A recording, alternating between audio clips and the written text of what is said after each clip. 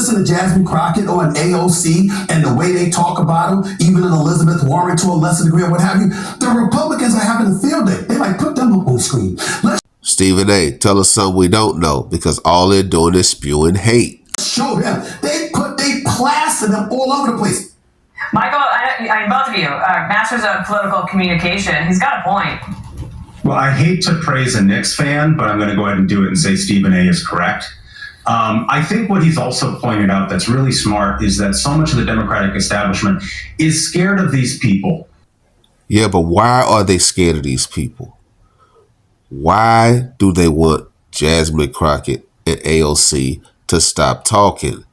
That's the question. They will not rebuke Mamdani for his Soviet grocery stores. No, they're all in on this. They think this is the future of the Democratic Party. I mean, good for him. There's going to have to be people in that party who force them to change their ways. John? Yeah, and I think that he represents a voice that is just left of center among Democrats who are like, wait a minute, where are all the normies? And the loudest voices on their side, people like Jasmine Crockett, are allowed to preserve this fiction that, for example, Jasmine Crockett went to very expensive private schools her entire life, and she acts like she didn't. And so I think that guys like Stephen A., and you even heard Jimmy Kimmel criticizing the comics on the left, saying that like they are really hurting their party's chances. I, for one, hope nobody listens to Stephen A. Smith and Jimmy Kimmel, because Republicans are doing pretty well with Democrats. We love having you, and we will listen to Ruthless Podcast. Thanks so much for being here, guys. Thing is, with Jasmine Crockett and AOC, Americans get it. Okay, you hate Donald Trump.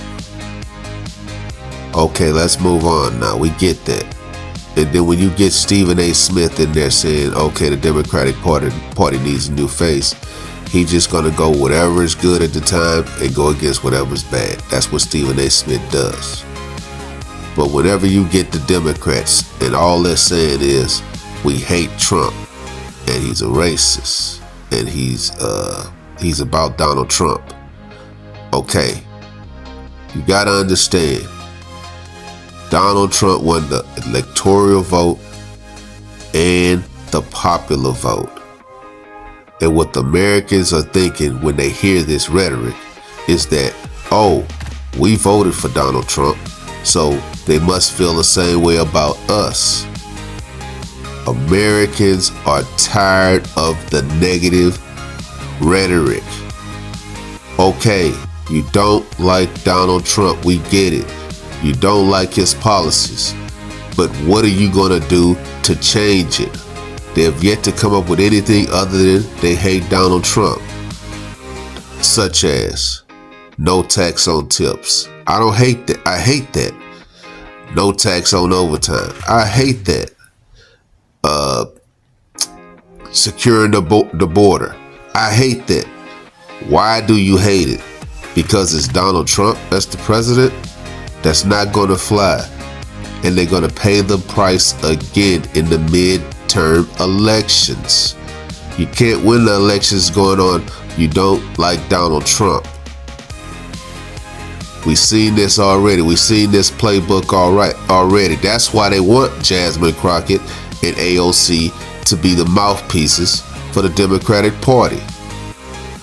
So whenever he puts in any kind of policy and he wants to get passed by Congress, all of the Democrats vote against it. Not one thing you can see in the policies that you agree with, not one thing that tells you that they're being disingenuous. They're being disingenuous. You even fight men playing in women's sports.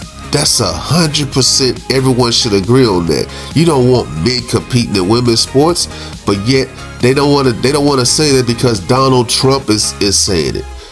This is ridiculous. Again, they got to understand, Donald Trump won the electoral vote and the popular vote. And that's what they got to understand. What is it that they like about what he's doing? And maybe we need to incorporate that in our party.